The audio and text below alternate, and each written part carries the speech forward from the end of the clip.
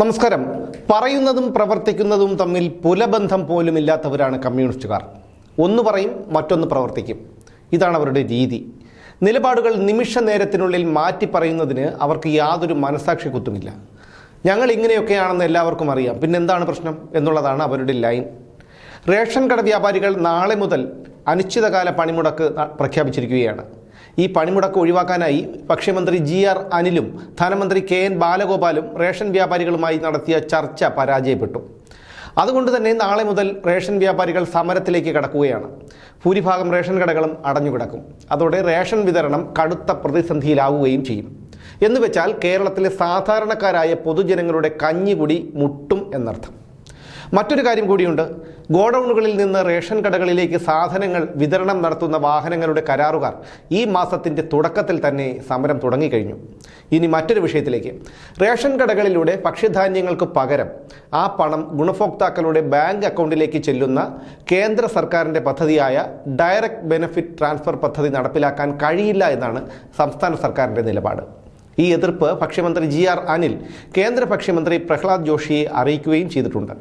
കേന്ദ്ര സർക്കാരിൻ്റെ ഈ പദ്ധതി നടപ്പിലായാൽ റേഷൻ വ്യാപാരികളുടെയും ചുമട്ടുതൊഴിലാളികളുടെയും ഈ മേഖലയുമായി ബന്ധപ്പെട്ട് പ്രവർത്തിക്കുന്ന മറ്റുള്ളവരുടെയും കഞ്ഞികുടി മുട്ടുമെന്നാണ് GR അനിൽ എതിർപ്പിന് കാരണമായി പറയുന്നത്.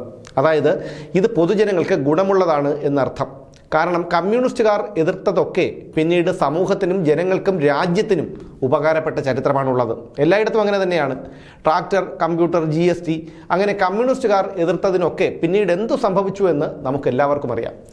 അതുകൊണ്ട് തന്നെ കേന്ദ്ര സർക്കാരിൻ്റെ ഡയറക്റ്റ് ബെനിഫിറ്റ് ട്രാൻസ്ഫർ പദ്ധതി പൊതുജനങ്ങൾക്ക് ഗുണമുള്ളത് തന്നെയായിരിക്കും എന്നുള്ള കാര്യത്തിൽ യാതൊരു തർക്കവുമില്ല. പദ്ധതി നടപ്പിലായാൽ അത് റേഷൻ വ്യാപാരികളെ അടക്കം ദോഷകരമായി ബാധിക്കുമെന്നാണ് ഭക്ഷ്യമന്ത്രി പറയുന്നത്. ഇതേ ഭക്ഷ്യമന്ത്രിയുടെയും സംസ്ഥാന സർക്കാരിൻ്റെയും പിടിപ്പുകേട് കൊണ്ടാണ് നാളെ മുതൽ റേഷൻ വ്യാപാരികൾ അനിശ്ചിതകാല സമരം നടത്തുന്നത് എന്നുള്ളതാണ് വിരോധാഭാസം. വേതന പരിഷ്കരണം എന്ന വ്യാപാരികളുടെ ആവശ്യം 3 അംഗ സമിതിയുടെ റിപ്പോർട്ടിൻ്റെ അടിസ്ഥാനത്തിൽ ചർച്ചകൾ നടത്തി സർക്കാരിൻ്റെ സാമ്പത്തിക സ്ഥിതി മെച്ചപ്പെടുന്ന മുറയ്ക്ക് പരിഗണിക്കാമെന്നും അതുകൊണ്ട് തന്നെ പണിമുടക്കിൽ നിന്ന് പിന്മാറണമെന്നുമായിരുന്നു GR അനിലും KN ബാലഗോപാലും ആവശ്യപ്പെട്ടത് സമരക്കാരോട്. എന്നാൽ റേഷൻ വ്യാപാരികൾ അതിന് തയ്യാറായില്ല. കാരണം അവരും കഴിക്കുന്നത് ചോറാണല്ലോ. സർക്കാരിൻ്റെ സാമ്പത്തിക സ്ഥിതി മെച്ചപ്പെടുന്ന മുറയ്ക്ക് ശമ്പള പരിഷ്കരണം നടപ്പിലാക്കാമെന്നാണ് മന്ത്രിമാർ തള്ളിയത്. കോഴിക്ക് മുല വരുന്നത് പോലെയും കാക്ക മലർന്നു പറക്കുന്നത് പോലെയും ഒരിക്കലും നടക്കാത്ത കാര്യമാണതെന്ന് റേഷൻ വ്യാപാരികൾക്ക് നന്നായി അറിയാം. കാരണം കിട്ടാവുന്നിടത്തു നിന്നെല്ലാം കള്ളക്കടം വാങ്ങി ധൂർത്തടിച്ചിട്ട് ഓരോ മാസവും കേന്ദ്രത്തിലേക്ക് നോക്കിയിരുന്ന് ഞങ്ങൾക്കൊന്നും തന്നില്ലേ എന്ന് മോങ്ങുകയും അവിടെ നിന്ന് കടമെടുത്ത് തൽക്കാലം ഇവിടുത്തെ കാര്യങ്ങൾ സാധിക്കുകയും ചെയ്യുന്ന സംസ്ഥാന സർക്കാരിനെ അവരും കാണുന്നതാണല്ലോ. അതുകൊണ്ട് ഈ ജന്മം പിണറായി വിജയൻ സാറിൻ്റെ സർക്കാരിൻ്റെ സാമ്പത്തിക സ്ഥിതി മെച്ചപ്പെടില്ലെന്ന് അവർക്കറിയാം. എന്തായാലും നാളെ മുതൽ റേഷൻ വ്യാപാരികൾ സമരം തുടങ്ങുന്നതോടെ ഒരു കാര്യം ഉറപ്പായി. കേരളത്തിലെ സാധാരണക്കാരായ പൊതുജനങ്ങളുടെ കഞ്ഞികുടി ഏറെക്കുറെ മുട്ടും. ഓരോ ജീവിതവും ഓരോ കഥകളാണ്, വേറിട്ട കഥകളുടെ ഒരു കൂട്ടായ്മ. വേണമെങ്കിൽ നമുക്കതിനെ ഒരു നോവലെന്ന് പേരിടാം. അതുപോലൊരു നോവലല്ലേ നിങ്ങളുടെ ജീവിതവും? എന്താ, ശരിയല്ലേ?